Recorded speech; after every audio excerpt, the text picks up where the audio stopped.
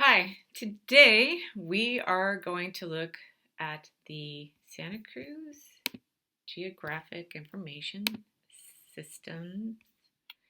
And this particular website has a lot of great information tucked in it. This is a few disclaimers here.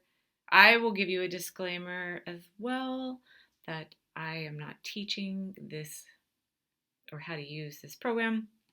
I'm just going to go through it a little bit to show some of the things that you can find out here when you're investigating a property, or if you want to build onto your property, you may see some restrictions here. Or if you are from out of the area and you're selling a property and you'd like to know more about it, just because you're not familiar with the area. So we're going to accept this disclaimer. Now I'm going to put in the parcel number.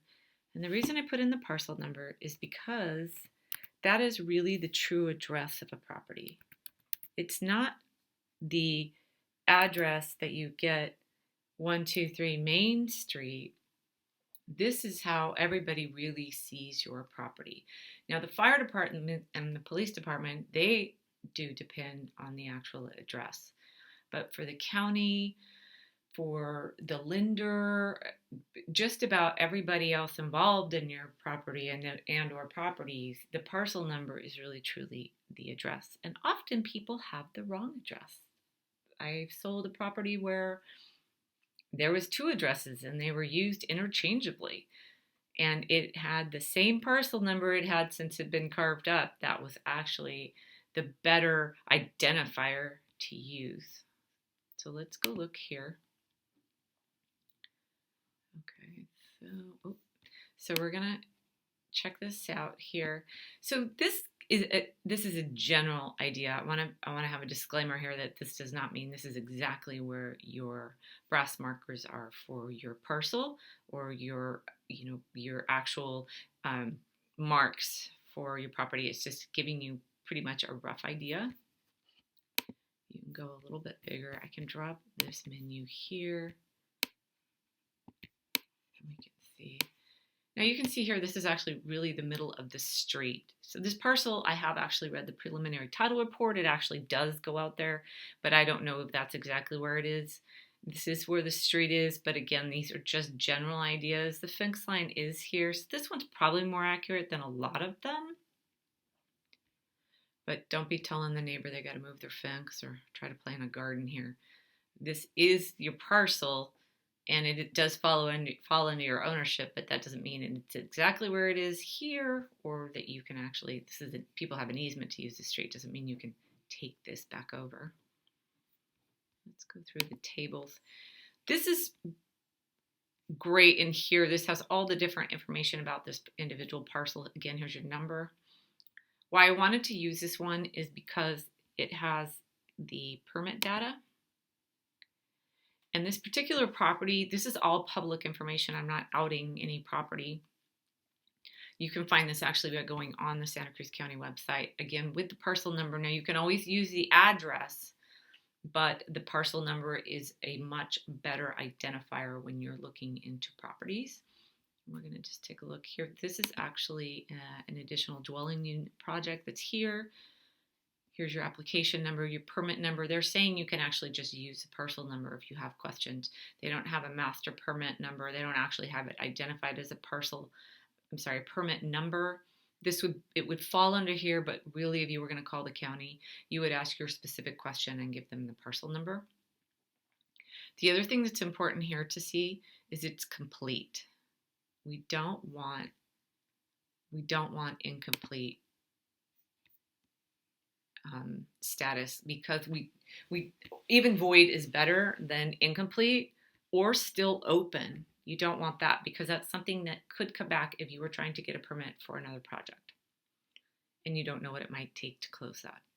So I always have sellers, even if I had a seller who had open permits on a window project he did, and that contractor never closed the permit out. And I instructed him to call the contractor and get it closed, and they did.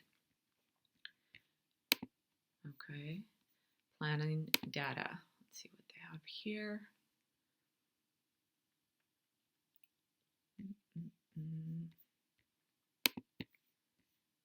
Well, that might take too long to get in there.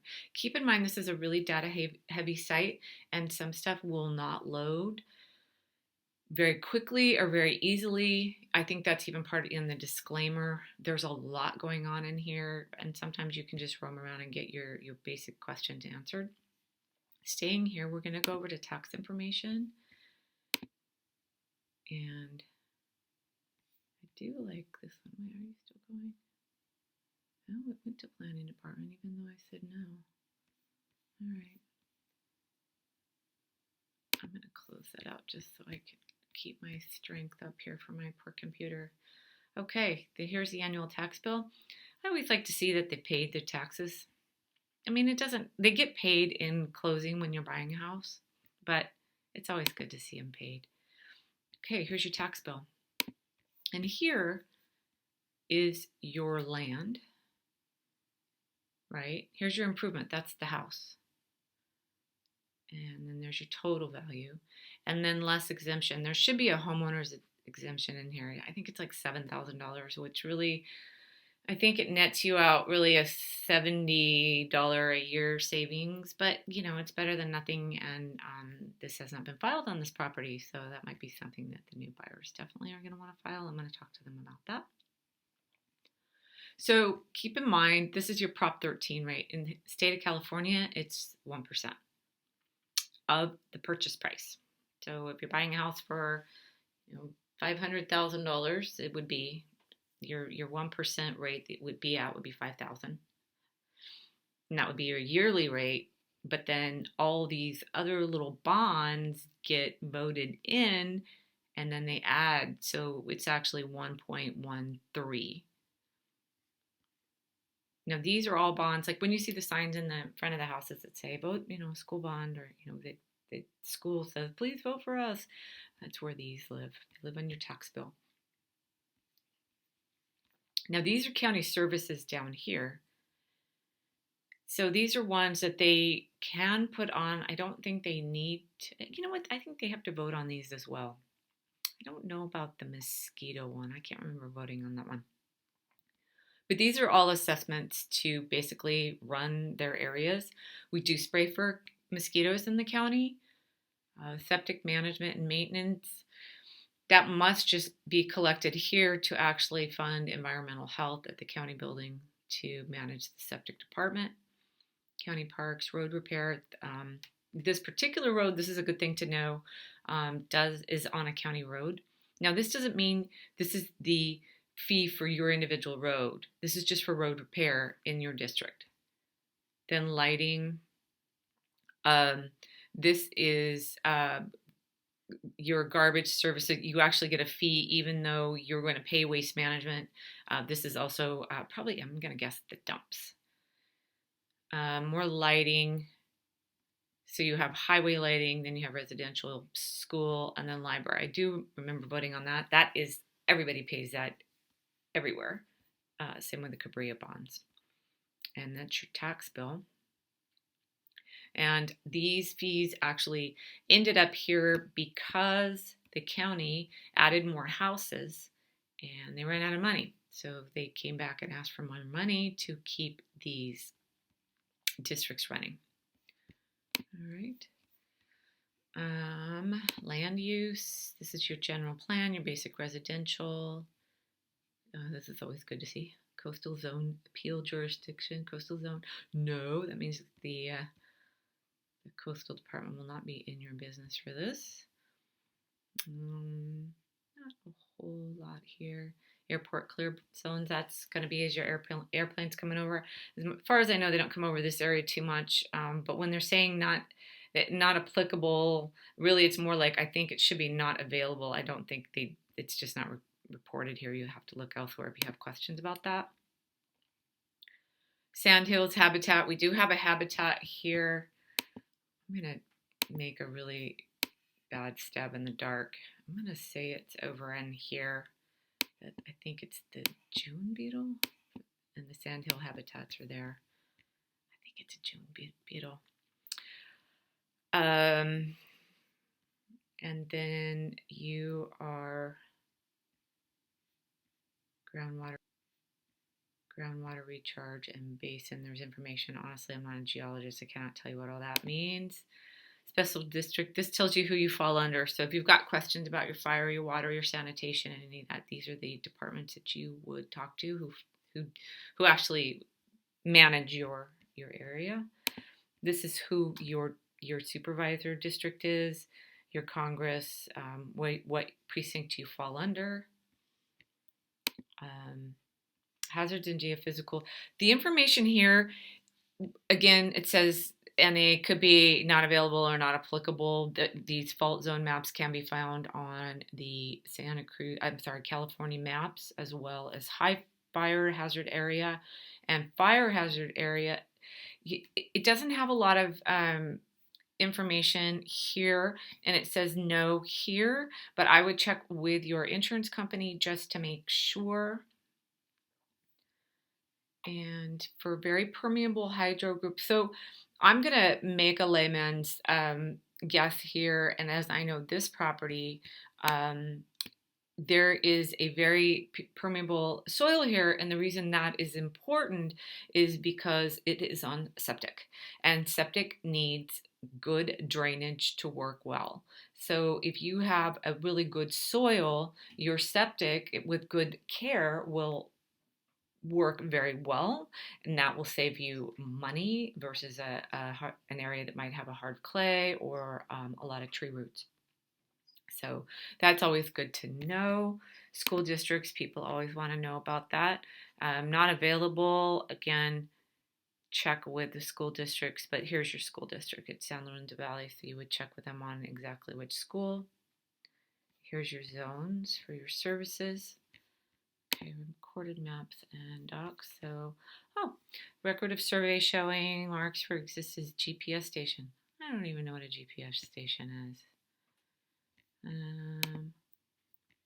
Okay, then we're going to go back over here. This is good if you just want a quick report and you want to read it and you don't want to go through the tabs. This one will kind of give it to you in a PDF form. So that's everything we were just looking at, but it's in a PDF form. So that's the same with the zoning. I particularly, these you can go back through and just put overlays on and play with them and kind of learn a little bit about the information. These overlays I find to be a bit more important when you're looking at land or if you're looking at land adjacent to a property. This is what I like in mountain areas. Let's see how long it takes to load that. Hello.